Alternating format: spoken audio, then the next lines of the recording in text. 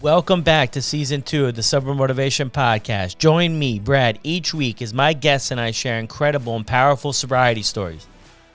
We are here to show sobriety is possible, one story at a time. Let's go.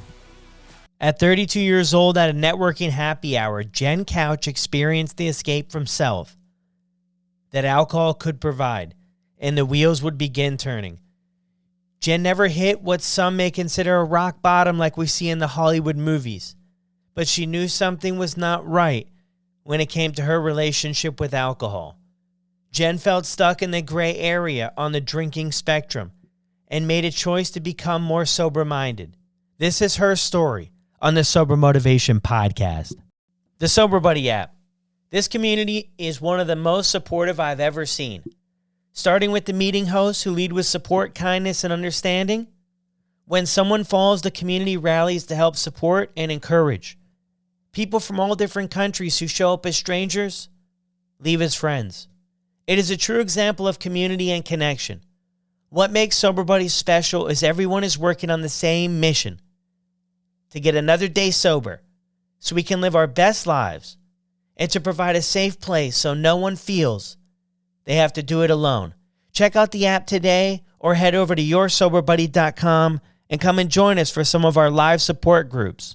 It's hard to find the motivation to get sober when you're in the trenches of addiction. It's easy to say I'll stop tomorrow or I'll cut back tonight. What's harder is putting action behind those words. That's why I've teamed up with SoberLink. SoberLink's remote alcohol monitoring system was specifically designed to help in your recovery, not just some breathalyzer you buy at the store. Small enough to fit in your pocket and discreet enough to use in public, SoberLink devices combine facial recognition, tamper detection, and real-time results so friends and family know instantly that you're sober and working towards your recovery goals. Visit soberlink.com/recover to sign up and receive $50 off your device. Are you or a loved one struggling with alcoholism or substance use disorder? Palm Beach Recovery Centers can help. Their inpatient medical detox and residential facility provides personalized treatment to help you get back on track. Their experienced staff is here to support you every step of the way. For more information, visit their website, palmbeachrecoverycenters.com. Hey, how's it going, everyone? Look, this is an incredible story that I really think you're going to enjoy. I think there's a lot of people, a lot more than we realize, that are going to really relate to Jenn's story about where she was and her relationship with alcohol. So let me know what you think of this episode. Send me a message on Instagram at SoberMotivation. And let's get to the episode. Welcome back to another episode of the Sober Motivation Podcast. Today we've got my friend Jenn Kautsch with us. Jenn, how are you? I'm great, Brad. How are you this morning? I'm good. I'm glad we jump on here to do this. Why don't you start us off with what was it like for you growing up? Oh, well, what a great place to start. It was 5 decades ago that I began life on this planet. And, I will have to tell you, and I think for your listeners, it's good to hear a variety of different stories because we all come from such different backgrounds. And at the end of the day, alcohol is alcohol, and it's going to affect us all in different ways, but it's the same in a lot of ways. And so for me, though, growing up is a fairly unlikely, kind of boring story, if you will. I don't think anybody's story is boring because I think there's a lot of people out there that can identify with growing up in a home that I didn't have parents that drank. I actually grew up in a home where alcohol was not a thing, not a big deal. In fact, it wasn't a big deal either way. My parents both, especially on my mom's side, did have a bit of a cautionary tale with her parents. So I was the beneficiary of having parents that had parents who had unhealthy relationship with alcohol. So my parents chose, no, we're not going to go that route. And it became a home where, again, alcohol was just not present. In fact, if anything, it really wasn't talked about that much. And so I grew up in a home that was, I have to say, and the older I've gotten, the more I do realize what a blessing it is to grow up in a home that was really loving and really supportive and imperfect in many ways, for sure.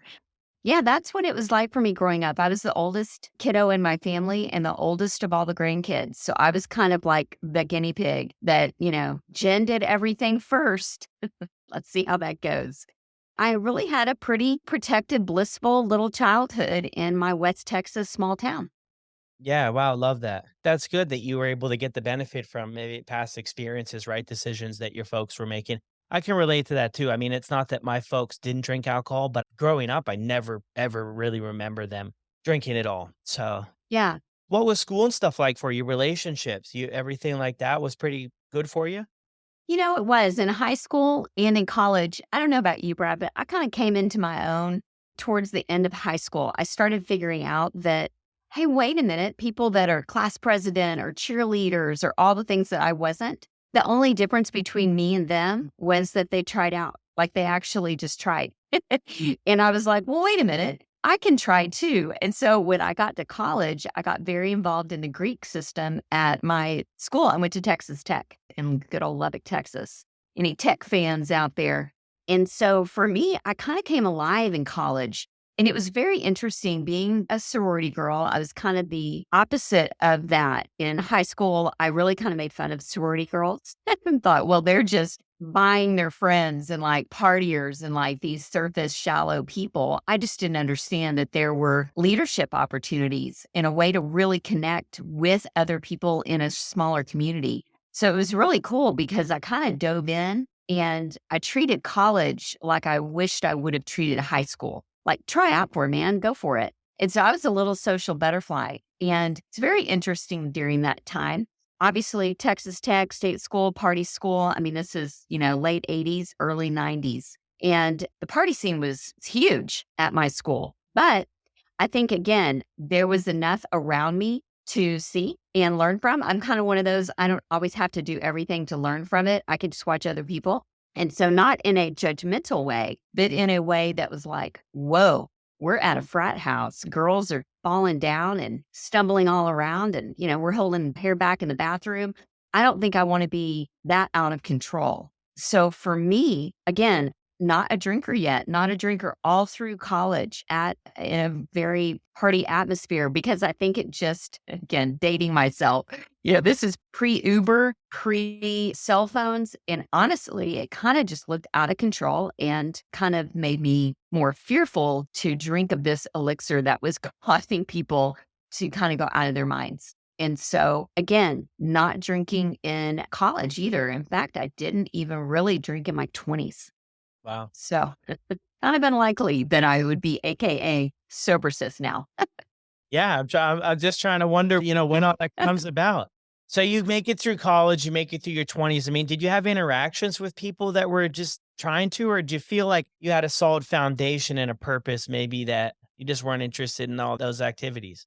Yeah, I think that's what it was, Brad. I mean, I'm a woman of faith. I have just an abiding relationship with God that, again, has grown over the years. But I think also just being in relationship with God and then also meeting my husband in college, he was a non-drinker. We really met as social non-drinkers. So it made sense to me that a lot of our friends didn't drink either. So it felt normal. It aligned with, again, not from a religious, rules, legalistic perspective, but more in a, hey, I don't need this. It's freedom to not be bound to anything to change or alter my moods or go through difficult things. It just didn't occur to me that that would be a tool because I had other tools that I was using, basically. I had the tool of my faith. I had the tool of a social network that was full of non-drinkers. I had the blessing and the tool of a solid foundation. So getting married in my 20s, having kids in my 20s, really I was building a life, building a family, building a business with my husband. It was just a decade of building, building, building. And drinking was certainly there, but not something that had become an activity for my husband or I. So it was kind of a non-issue in all of my 20s. Well, that's incredible. It sounds like they were busy 20s, kids, family, We were cranking it out. Kids and business. Yeah, and were you in Texas this whole time? Have you always been in Texas? Yep, I'm a Texas girl through and through. Yeah, forever? Yeah, Forever in Texas? Gotta be, right? forever in Texas. Yeah. It'd be hard to make me leave at this point. So what about after this? So you have kids and your husband and you are doing this incredible stuff. What happens next? Okay, so now tee it up for the 30s. Now the 30s decade comes into play. And my husband and I owned a retail store here in Fort Worth. And that's what we did in our 20s. So we were building that business. But by our young 30s, retail had gotten much more difficult. This was kind of on the onset of, again, dating myself, the internet, all the .coms, all the big websites that were kind of snuffing out the ma and pa brick and mortar stores like ours. What we found was there was a lot of financial strain in our marriage and in our home because we owned our own business. It was hemorrhaging, basically. It was just suffering. And so what do? When your business is suffering, you tend to throw more money at it and just think, well, more locations, more inventory, more and more. So while we were trying to figure out entrepreneurship there, I thought, well, I have a marketing degree. I am a business-minded person. I can go to work and join one of these home-based businesses where I can be at home with my kids during the day, kind of work while they're in school, but, be around. And then I can work in the evenings.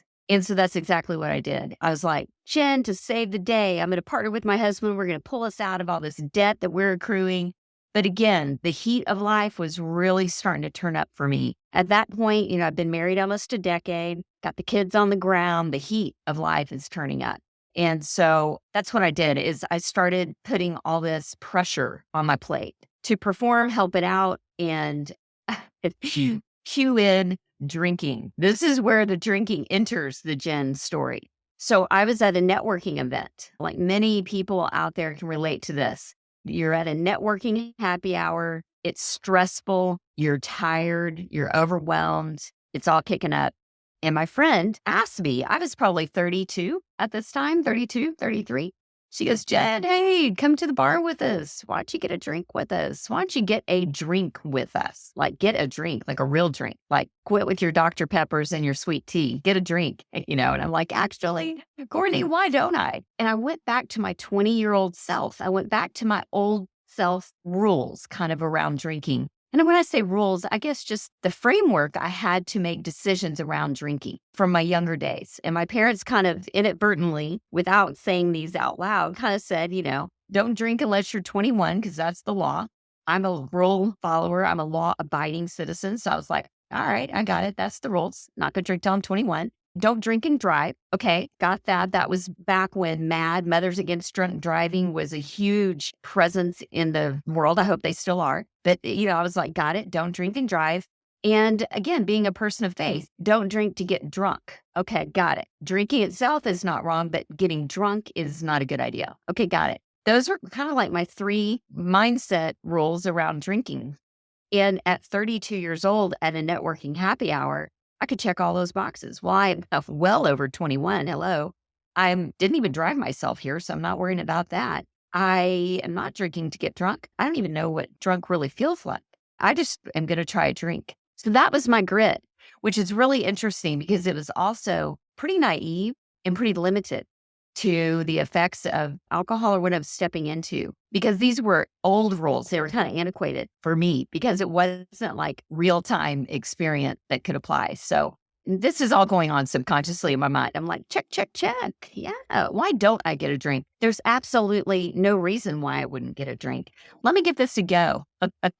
And I just remember her going, okay, well, I'll help you order because I don't even know what to order. Like, I don't even know what to say. I don't know all these fancy wine names like Cabernet, Sauvignon Blanc. I'm like, I don't even know how to say these words. It's like a new language. And so she goes, well, we'll start you off with a white Zinfandel. I'm like, okay, well, that looks pink and kind of fruity and kind of harmless.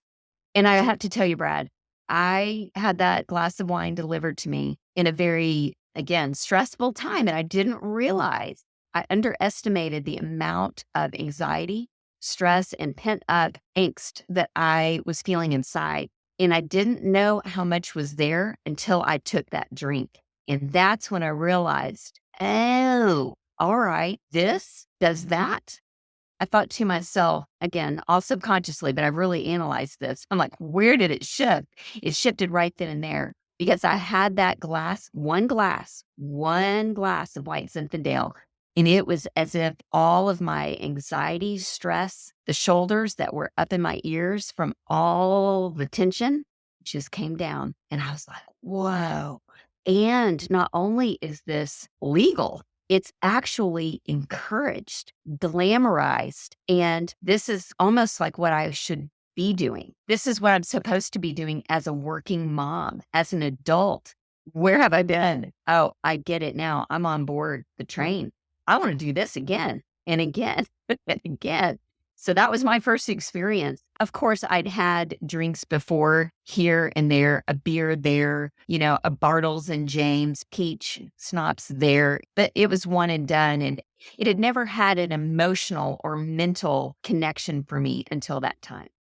Yeah, so it seems like it depended on that. It was like the perfect environment where you were at in your life, right? When you took that, Totally. felt some relief from where you were at with everything else that was going on. Yeah.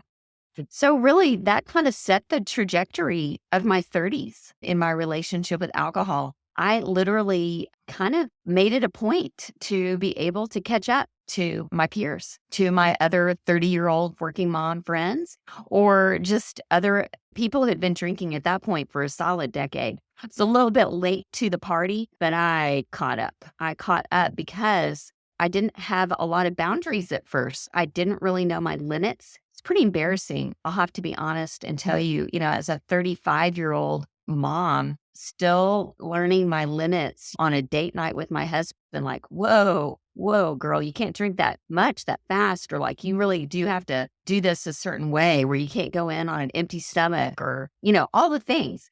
So all the things that people had learned at those silly frat parties the hard way, I also had to learn the hard way in my 30s as a mom.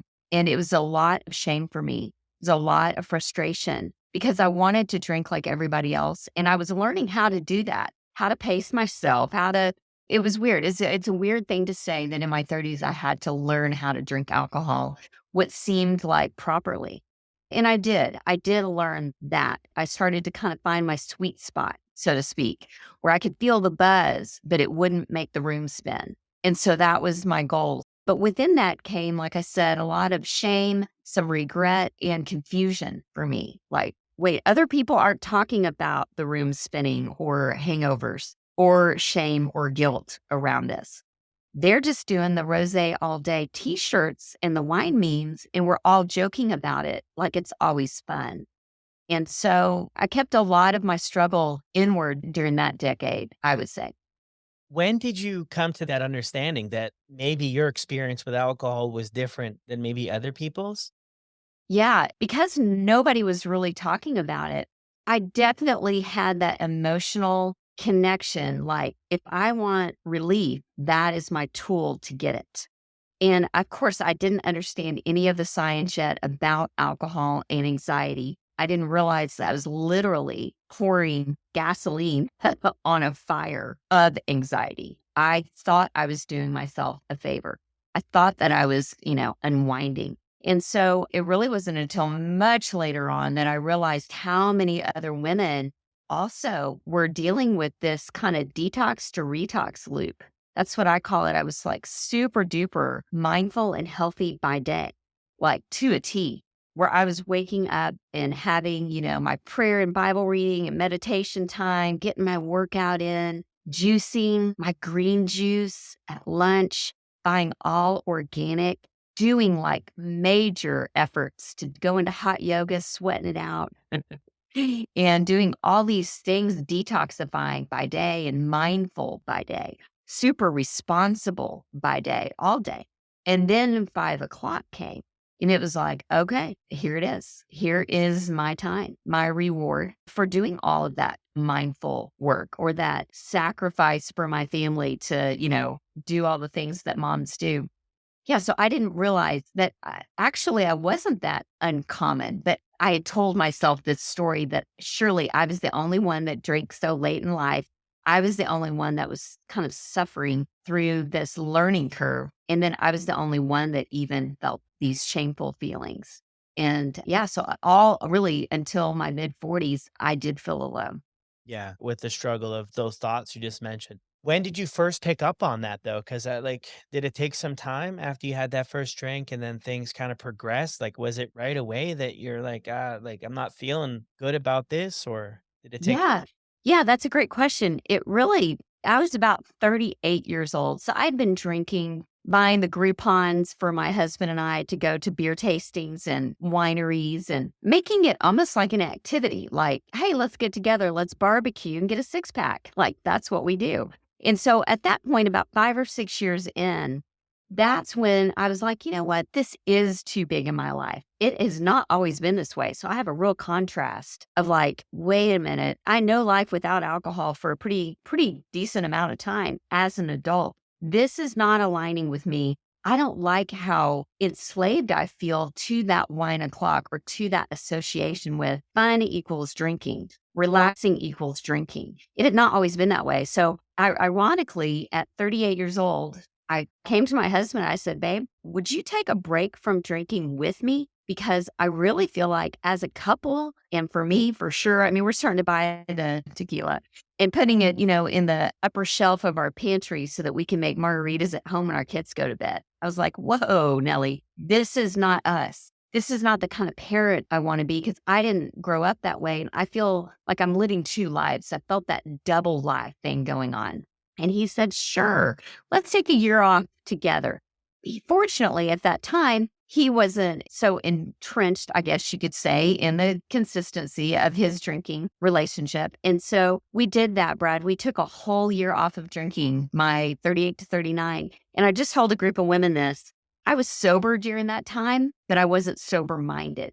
And that's a big differentiation for me. And that's why in the language I use, I talk so much about being sober-minded, about being awake, alert, and present in our own lives.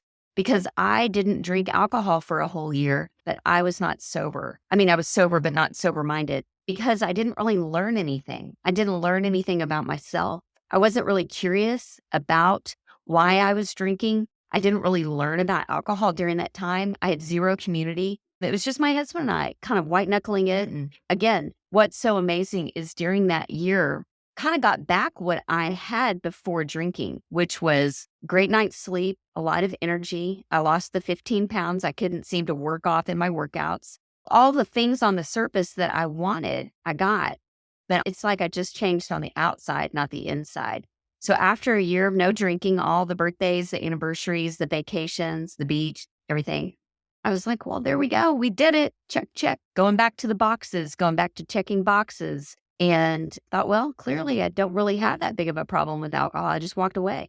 I just left it for a year without really any support. So there you go. So what did I do to celebrate a year of no drinking? I celebrated with drinking. We celebrated with drinking. We went back to drinking together as a couple, for me, for sure. And I went back to this management lifestyle of moderation. I went back to managing my drinking, which I was able to do for quite some time, pouring the 4 ounces of wine in a measuring glass. So I was staying within the limits. That was exhausting, though, and wearisome. So now comes the next decade. Now we've got the 40s because I'm in the 50s now. So Before we jump forward, I think you brought up a really good point there about that 1 year, your experiences that you did a lot of external work, you were feeling better, right. but you didn't do the internal work. And what I've figured out, my conclusion here, a lot of people in this stage, right? We think that the alcohol is the problem. And that if we just cut out the alcohol, of course, life will get better. Some things are going to improve. You mentioned a lot of benefits and things, but it's like that other work to kind of find out, like, why are we using this substance? What's its purpose in our life? Like, what is it doing for us? Because it has to be doing something. At least I believe in the beginning, it's going to be solving some problem. And for me personally, it was great. It wasn't always a dumpster fire. It was great. I was able to go to parties. And for somebody like me who didn't communicate with people, I was able to talk to girls. I was able to make friends. I was able to get into social situations that otherwise would not have been available. So it definitely did a lot of stuff. And then it got carried away down the road. But like, I think that's something, when I look back, hindsight's always 2020. When I look back, it was serving a lot of different purposes in my life. And then with sobriety, with putting it down, then you have to kind of find out what those are and then start to find more healthier ways. But I thought that was a great point to bring up because I see so many people, and I'm sure you have too, where it's like they give up the alcohol and things don't get better in their life. They're wondering a lot of different things, but one of them is like, I may as well just drink because my life, I'm still feeling X, Y, and Z about it. So I just love that you really brought that up as a great example of there's more work to be done. Oh my gosh, exactly. I'm so tracking with you. Yes, more work has to be done. And at that point, I didn't realize I did think alcohol was the problem. And really, it wasn't the problem. It was just a poor solution to the problems that I had inside, which was a lot of anxiety during the years of raising my teenagers, which really for me, 40 to 45, my oldest, my daughter's 13 to 18 chunk of life. And I got to tell you, Brad, those were some challenging years. She would agree if you're listening out there. She's in her 20s now, so we're good to go. But boy, I tell you what, those were years that were really full of a lot of fear for me, a lot of rejection. I wasn't prepared as a parent, as a mom, for the rejection that I would feel from these little kids that loved me and were always cuddly and thought I was awesome to get out of my face. I hate you. But she didn't really hate me. But at the moment, it really still hurt. And so I was that's what I was doing, was really medicating a lot of those feelings or just trying to outperform them with perfectionism and performance, high functioning during the day. And then had this switch that flipped during the evening. And that's exactly right. I was outsourcing a lot of my resilience and ability to do hard things to, I'm just going to have to put on a smile and take the hit. And then I'll release that later with my vino, with my little wine o'clock. And all that did was push me further into the feeling of, I can't handle this. I can't do hard things, which we know is not true because, again, I really went through some hard things in my 20s without going into those details that were really challenging. And I didn't outsource resilience. Instead, I had it. And then I started questioning it the more I was using any external substance to change my ability to do hard things. So, yeah. So in my 40s, I'd done the management thing. And kind of like you, I'm glad that you just said what you did. It wasn't a dumpster fire. In fact, if anything, that's part of what kept me stuck for so long is I kind of had the 80-20 rule running, where 80% of the time my drinking literally looked like everyone else. I had zero negative consequences, except for the mental and emotional. Now that 20% of the time, did have one too many, glassy eyed. My kids are like, "What's up, mom?" I'm like, "Sorry," the next day. Those were happening, but those were few and far between. That wasn't the rule for me. So it was easy to ask the wrong question, like, is it bad enough? Every time I asked myself, is it bad enough? I looked around and there was always somebody who had fallen into the pitcher plant, if you will, a little bit deeper than I had. In fact, a lot deeper than I had. So I justified my drinking because it was semi milder than most people who, quote, had a problem with alcohol. So that really kept me limited instead of asking, well, is it good enough? Is this right for me? Because when I started asking that question, it was a big flat out, no, this is not working. But I had to start asking better questions to myself instead of the wrong one. Yeah. I like how you brought that up too about the consequences, right? Because Jen, this story you're sharing, there's lots and lots of people. I don't know the number, but there's lots and lots of people that share this journey, right, of being stuck. And I love that you brought up the part about the external consequences because some people are going to base am I an alcoholic? Do I have a problem with drinking alcohol? Is alcohol bad? They're going to base it off impaired driving. They're going to base it off losing their job. They're going to base it off of so many different external consequences that we see in the Hollywood movies. But the reality of this thing is that the consequences are what you feel internally. And when you start to feel those, that's probably a red flag that not drinking could improve your life. So I'm so glad you brought that up to where you weren't feeling those external things, but internally there was a struggle going on. A huge struggle. And it lasted, Brad, for, well, again, going back to my 30s, I already felt the red flag by needing to take that break for a year. So I already knew that its importance in my life, its value to me was too high. That was the issue. Its value was too high. And I didn't like feeling that I needed a drink, even one, to cope, feel better, or get that relief. And what I really longed for during those years and beyond was rest. I needed rest for my soul. I needed rest for my mind. A lot of times I just needed rest for my body. But instead, I was just taking these little hits of relief that felt so good in the time that it's tricking me that is what I needed. But it was so short-lived. And then I would stop. I would cut myself off. No more until tomorrow or no more until the weekend. or no more until next month when I get done with my whole 30 challenge. And I could do that. Because I could do that, it kind of kept me in this crazy loop because I could just do like a month or two, go on without it, and then be like, okay, let's bring it back in slowly, and then it's the vicious trap. Yeah. No, I mean, that must have been a very confusing spot to be for you. It was. I think this whole concept of gray area drinking being in the middle, if you will, of kind of the drinking spectrum. You've got a full drinking spectrum out there, and I'd never heard that before. I thought it was all black and white, all or nothing. Either you were kind of a quote now, normie, or somebody who could just drink and totally just once a year at a wedding, you'd kind of have the toast and you couldn't care less. Like that's like a 1 on a scale of 1 to 10. That's like way down there. Like you really don't care. It has almost no value to you. But if you're drinking at all, you're on the spectrum. I would really like to say, if you're drinking alcohol, you're on the drinking spectrum. Where are you? In my opinion, and I think you would agree, it's a one-way highway. It's heading one way. It's typically people don't go from a 10 to a 1. They go from a 1 to a 10. It's progressive. It takes time. And so that was me. I kind of started off, I entered in as the 1. I'm not really used to this. I don't really know. And then I kind of climbed up to that middle ground, and then I just kind of hovered there, kind of hovered in the middle. And being in that lukewarm place was worse than just, if you're going to have a cup of coffee, gosh, get it on ice or have it hot. Don't have a lukewarm cup of coffee. That's how my life felt. My life felt like just a cup of coffee that had been sitting around for 3 hours that didn't even taste good at all because it wasn't hot. It wasn't cold. I wasn't enjoying the benefits of being completely free from alcohol. And I wasn't at this end of the line where I was like, I need rehab. I need detox. I need intervention.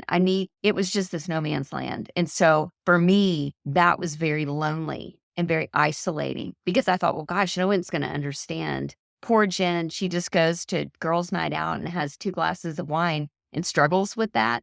Would someone further down the spectrum understand how that feels? Can they remember what that feels like? Of course they do now that I know, but I just thought, well, I can't relate with either way. I don't know where to go. And that's why I'm so passionate about creating a space for a gray area drinker, because I think that oftentimes the resources along the drinking spectrum, it's just good to kind of match resources and language as you go, because some things further down the spectrum just didn't resonate with me yet. And again, I didn't want to have to go further down the drinking highway to get the support I needed, to think, well, it's got to get worse before it can get better. That was my mentality for a while. Well, it's not that bad. So I guess I just, I either wait till it gets worse to get more support or I figure this out. No, yeah, everything you just said is, I'm following that to a T. Do you feel that it took you great restraint to stay in that middle and not keep going down? Like, I remember times in my life where I was just really upset that I just couldn't keep going, but I tried to remember about these certain things I have going for me, and they kind of kept me like there instead of like floating down all the way to like this being like, bang, this is a huge problem. Did you have that? What kind of stuff like came up? Like, you said you would measure stuff, and I'm guessing that would be one of the things, but like that in itself, the only reason I asked that is because that's an exhausting place to be. Very exhausting. Tell us about that a little bit. Oh my gosh, that is the word. Yeah, that mental tug of war.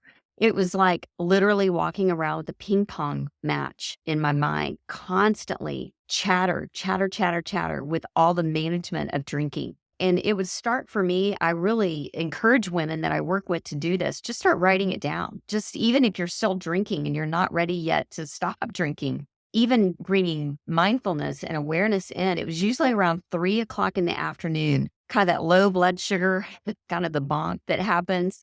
That's when I would start to shift, and all the rule and all the good intentions started to get pressured and pressed. And then because of the society we live in being so alcohol centric and so pushed, especially towards moms and women. I feel like it's pushed for everybody, but about 15, 20 years ago, they really did up the marketing campaigns to really go for women with the rosé all day, I already mentioned, and all the skinny margarita drinks and all the labeling that's like mommy's time out. This whole culture shift where it was like, oh, this is what you do.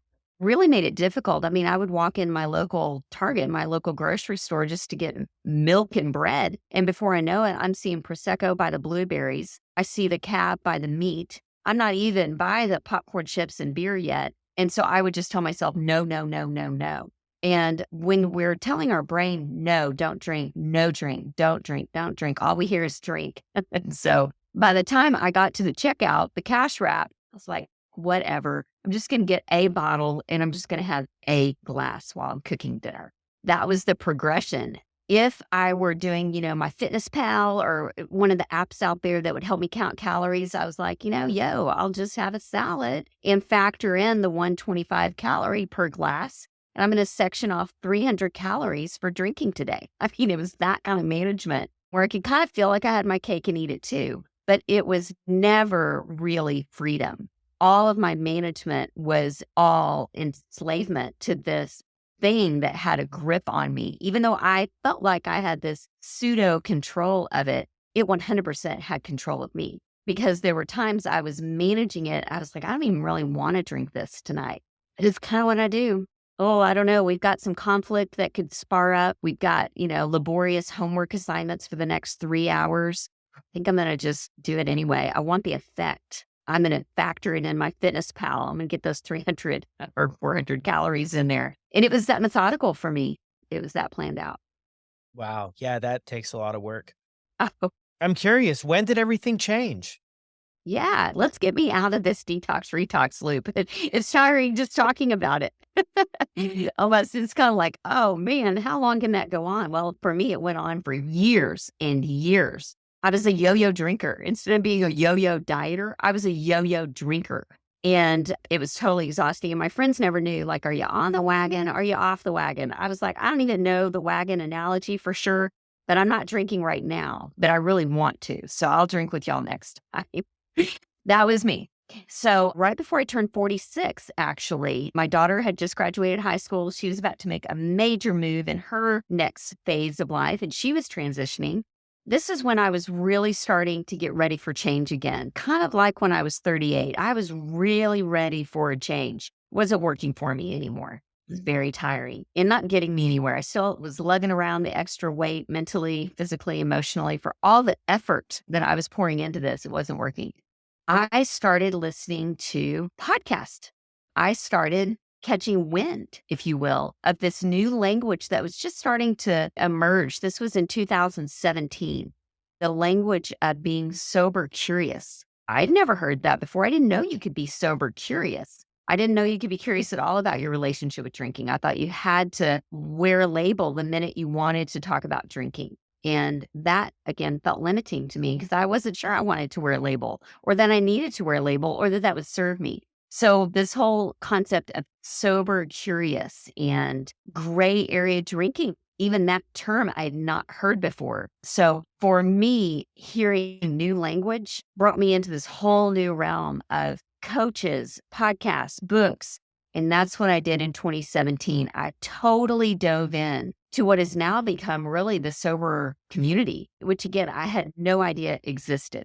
And I stepped into that and just hearing the new language and the new science and the practical tools with someone using words like wine o'clock, alcohol-free lifestyle. I was like, whoa, like a gluten-free lifestyle, like a vegan, like, oh, okay, now I understand an alcohol-free lifestyle, maybe even sober for the health of it kind of thinking. Oh, okay. It opened the door for me to explore. And that's what changed my relationship with alcohol the most was the space and freedom to explore in this new language, if that makes sense. So that was spring of 2017. And quite honestly, I was at kind of a high point with my drinking. I was not at a low point when I was able to kind of hear these words. I was actually in a good management spot at that time. So it's interesting because I already knew that just because I was at a high point in my drinking, that a low point would come. I knew it was just an illusion that I had control.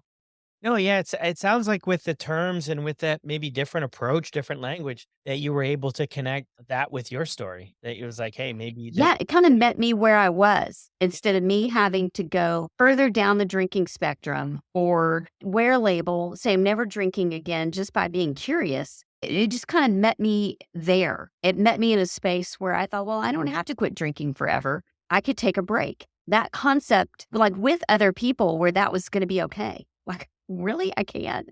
Okay. So that was huge for me. No, I love that. What happens next?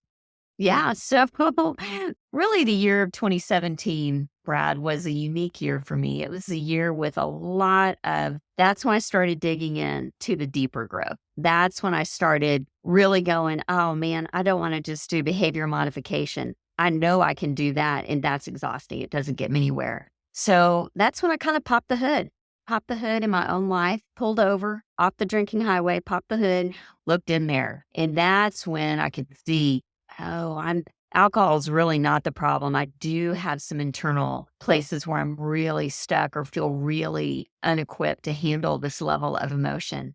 I started doing some counseling. I went through a whole leadership year program that gave me a lot of tools during that time. I did several programs actually that were more like coaching programs. And it really helped me a lot because I started applying these tools to my everyday life, but I still hadn't found a community yet. I was still kind of a lone ranger. And, again, I dipped in and out of communities, but hadn't really found my people yet, who were kind of the soccer moms, the girl next door, the person who was really in that gray area drinking detox, retox loop. And so it was still a lonely time for me, but I think God was actually preparing me still in the wilderness, if you will, of my own experience to really hunker down and do a lot of these heart changes for the right reasons, which was not for external purposes. And so it was in 2018 that I'd kind of come through something. I could tell, like, I have come through something. I didn't have life figured out. I was less than a year alcohol free at the time. That I really feel like I kind of got, I'll call it a God vision. I didn't really see a vision, but it was kind of like a tap on my shoulder. And I really felt direction to be more vocal and start to share my story. Even though it didn't feel that juicy or exciting, it felt that it was relatable. And I thought, golly, if I'm Jenn next door and I'm dealing with all this, who else is dealing with this in their mid to late 40s, maybe empty nesters, or maybe a young mom that I could catch on the front end? Who else is possibly dealing with this? And that's when I looked at my husband, Craig, who had gone back to drinking and is still a drinker today, actually. So this wasn't a group thing here at my house. I still have a spouse that drinks. So I looked at my husband, Craig, and I just said, babe, I wish that more women knew what I knew. I think that they would feel more empowered and more understood if they knew that, someone, quote, like me, who had this upbringing, who didn't drink in their 20s, who kind of got caught in this trap, got out. And that's when the idea for SoberSis was born, was just how can I share my story with more women and create a community where I can show them my life real time, where I'm not necessarily an influencer or guide that's over there that has it figured out, but someone who's literally figuring it out as we go, who's just a little step ahead. And that's really how I've created SoberSis, is I'm just ahead of the people that I lead, but I keep them very attached to my real-time experiences. Wow, that's incredible. The sober sit, that's how it all started. I'm Yeah. wondering too, though, because you mentioned there, I think something that's so powerful, that where you feel like your story wasn't, I don't know the exact words you used, but it wasn't a complete mess. So is it valid? Like, that's a tough spot to be in. And I think that's a spot a lot of people are. And I think everybody's story brings value. They're all different, but a lot of people, and more than we probably will ever know, can relate to our stories. And I'm so grateful that you started all of this, right? I don't know exactly everything, but I've seen just from afar here that you've been able to really impact a lot of people. And you had this big event as of recent. I saw some highlights from that. How the heck was that? Oh my gosh, Brad, it was so cool. It was last weekend. I don't know when this will air, but in April of 2023, I hosted a live SoberSis event. In fact, it's kind of the theme of the event was named after my new book that just launched this last month as well, called Look Alive Sis. You can see this. I know your viewers can. It's called Look Alive Sis. And I named it that because it's all about looking alive in your own life. Like, look alive, look awake, alert, aware, present in your own life. And that was really the theme of this get together, was bringing women together from all over the world who wanted to celebrate sober-minded living, who wanted to celebrate being awake, aware, and present in our own lives. And almost 300 women gathered in a room who had many of which never met each other except for virtually. And they bought that plane ticket and they went to this conference. And I got to tell you, and I'm glad you've seen some of my reels and stuff on social media, more is coming. It was epic. It was so epic because there was this like-minded understanding for everyone in the room without judgment, without fear, labels. It was just like acceptance and like, I see you, I get you. And yeah, I mean, after doing everything virtually for so long, I've only had one other live event in 2019 before, the pandemic and COVID. And so I'd been waiting for 3 years to do this again. And we're going to do it again next year. It was such a success. A third of the people there bought tickets for 2024. Wow. That's incredible. Yeah. So that was validating. I was like, okay, they do like this. Okay. This I'm is not, good. I'm not that bad after all. This is good. I got good feedback because they just love each other. We love each other. We're a real sisterhood of support. That's kind of the secret sauce of Sober Sis is the connection piece. No, that's huge. What level of importance do you feel that plays for people to have a community and connection with others on their journey? Oh, it's so huge. And, for everyone listening, that's why it's so cool that there are so many communities now and different avenues. Whatever avenue you choose, I just encourage you to lean into people around you. I don't know if you've seen the TED Talk. I bet you have, where I forgot his name. It's kind of hard to say, but he did a whole thing on Rat Park, where connection is the antidote to addiction.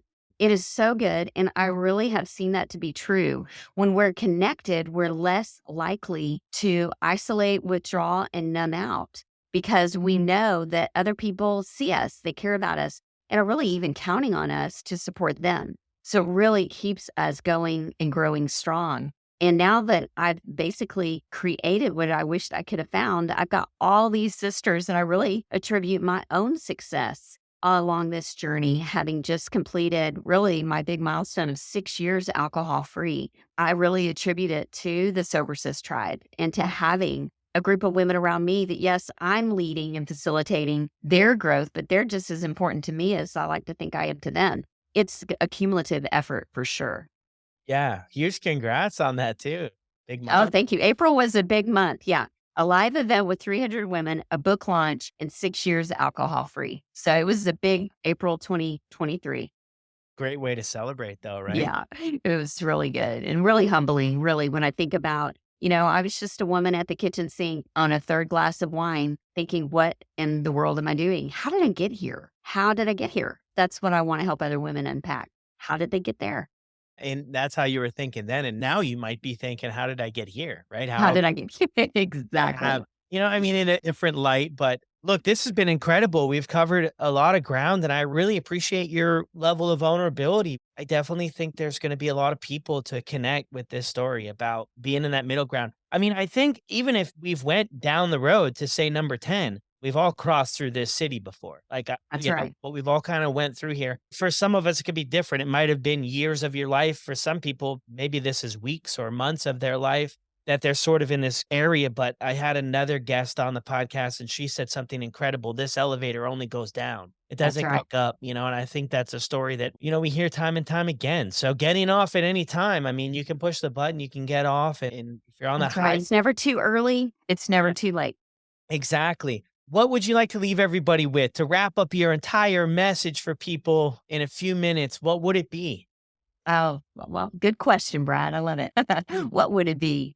I would just say if you're getting back to the analogy of being on the sober drinking highway, wanting to pull off and become more sober minded, become more present and aware. If you're on that highway, if you're on the drinking highway and you feel these little tugs and these little nudges, look at them as like warning lights on your dashboard. Your car doesn't have to start fuming and crashing and burning. You can peel off. And so I just encourage people to listen. Listen to that little voice inside, those little whispers that are like, man, is there something better? Is this it? This is not it if you're stuck in that loop. There is a way off. And so the sooner the better. People ask me all the time, well, when's a good time to change my relationship and quit drinking? Now. Don't wait for a time that your life is smoother because that's never going to happen. And now's the time. If you're facing a lot of pressure or stress or you're celebrating a lot of things, now's the time to practice with the tools. And so I would say, don't wait. Listen to the little voice inside and look at those warning lights as not you're a bad person, not you're morally flawed, but more like, hey, this is an opportunity to get off of that drinking highway.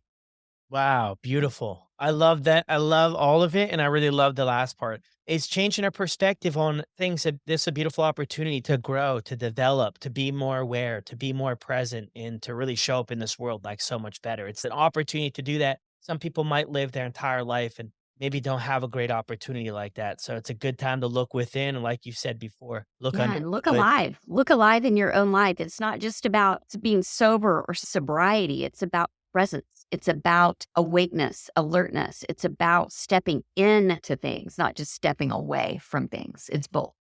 Yes, beautiful. Thank you so much, Jen. Yeah, totally enjoyed it. Well, there's another incredible episode in the books. I hope everybody is doing well. I hope you're enjoying the episodes. Be sure to leave a review on your favorite podcasting platform if you're enjoying the show. And if you want to support me in what I'm doing here with the podcast, you can head over to buymeacoffee.com/sobermotivation and help out in any way that you can. And if you can't, that's okay too. We still love you, and I'll see all of you on the next one.